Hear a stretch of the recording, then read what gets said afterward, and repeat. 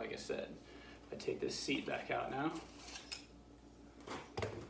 I got this dropper post cable, you might not be able to see against my sweatshirt, already sticking out the bottom here.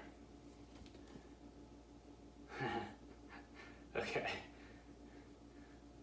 Let's point out the obvious problem here. I put it in backwards. Yes, I did. So, how are we gonna figure this out?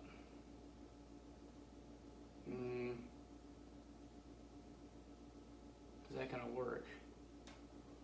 Alright, we're gonna take it back out because we have to.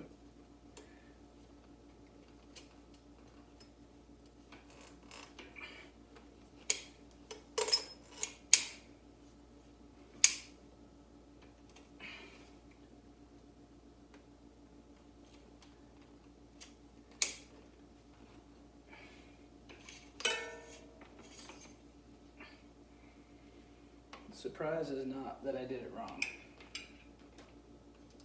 Okay. Good news is, which I will point out a little later, is these RockShox Reverb deals here. They come with a big nub on the bottom, and I don't know if that's the connect-a-majig or if the thing that nub goes into is a connect-a-majig, but basically it makes it really easy to connect it to the post, which is an upgrade from what they used to do, but it's big. And if you've got like standard dropper post routing, and for some reason your bike was built in a stupid way where you had to put the other side of the cable through,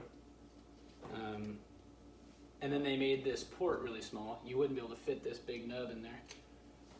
But in this case, I'm happy to say that again, Commensal did a really good job. They made that big enough that you can poke that thing right through there.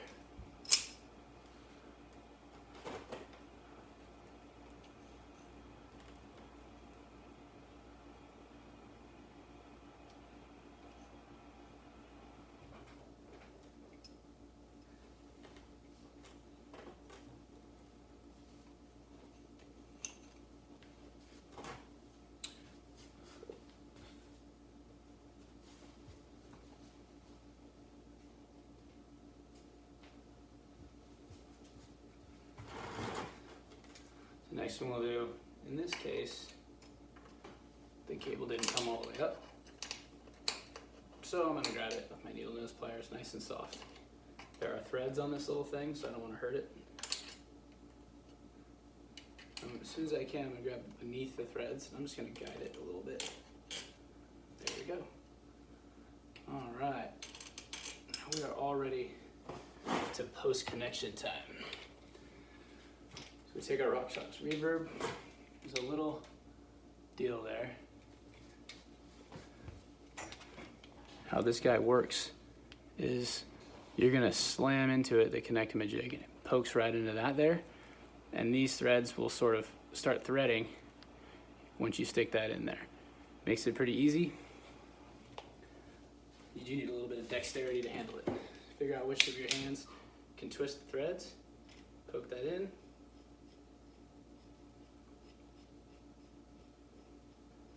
Twist the threads in, and pull that cable out the other side as you slide this post down into the bike.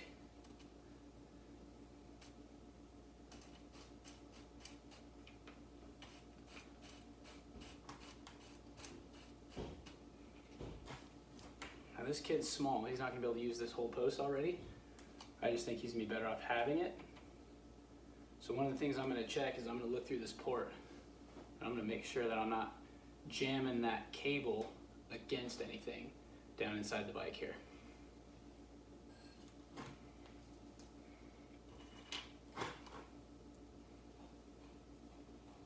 Other than that, I want to get this post as low as possible.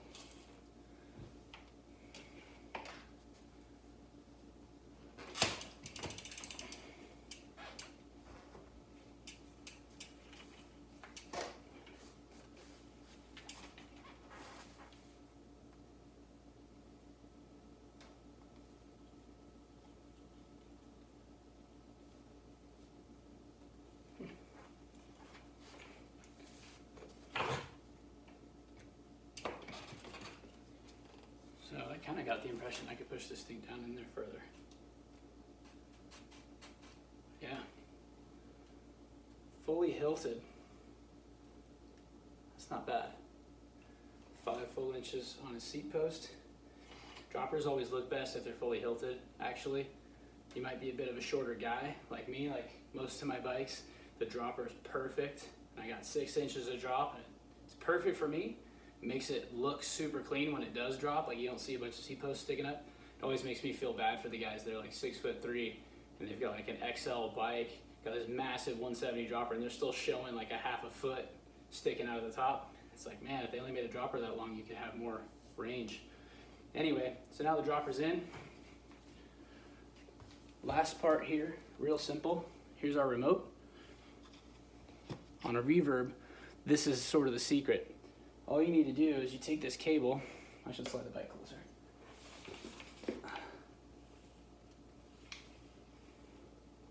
Okay, we got this cable here. There's a little hole in the middle. These threads, let's see if you can see them, real small. Shine on it, come on. Whatever, you can tell. There's a little barb there. All we gotta do is poke that in there, and then we're going to thread it on. Although before I do this, another pro tip. If you look at this cord, cable is really long. It would have a lot, so I'm gonna trim it so I don't have to do it later.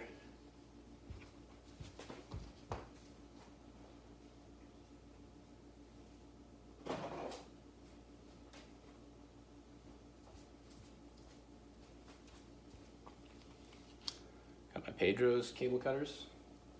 I think,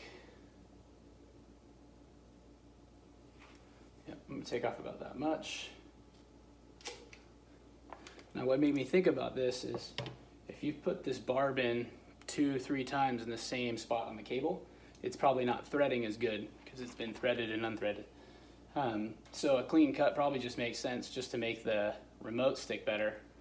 But if you think that one step further and you think about how long the cables are, it's always nice to trim the cables. So now all I'm gonna do is thread this on clockwise. Nothing too tricky. You do have to push a little bit hard to get it to start because it's sort of self-tapping. But once you get it rolling, you can tell it starts threading itself. There's a little nut on there that's going to work its way around the cable as it threads on. And then eventually it will actually stop when the cable housing hits the end of where it goes, and you won't really be able to thread it anymore. And that's the point at which you've gotten it on.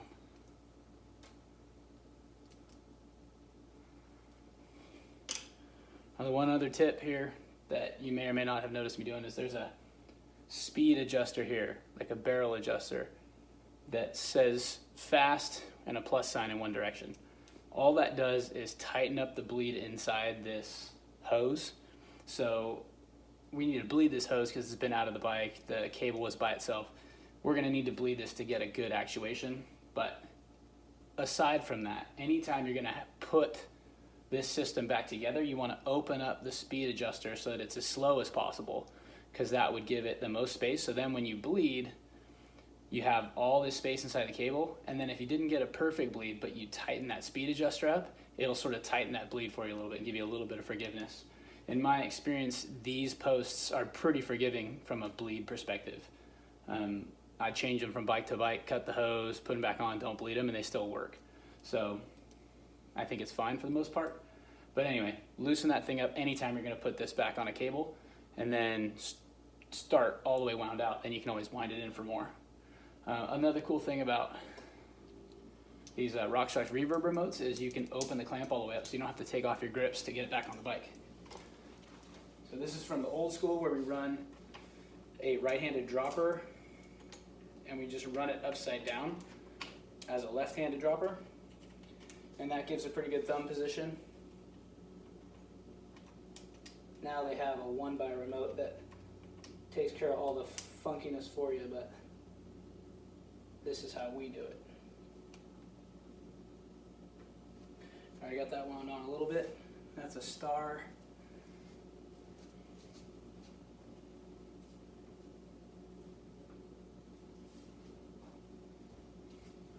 Always have a multi-tool. When in doubt, grab your multi-tool. The most important tools tend to go missing in my garage, so always having a multi-tool around solves lots of problems.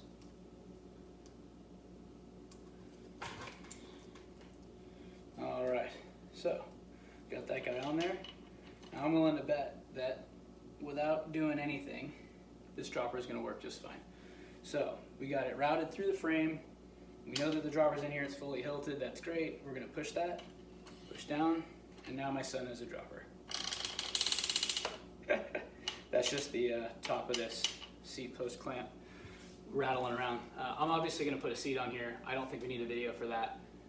Maybe we'll do one some other time. I'm gonna put the port cover back on, probably put a seat on here, and this guy's gonna be done. And now he's got a dropper post. He's gonna be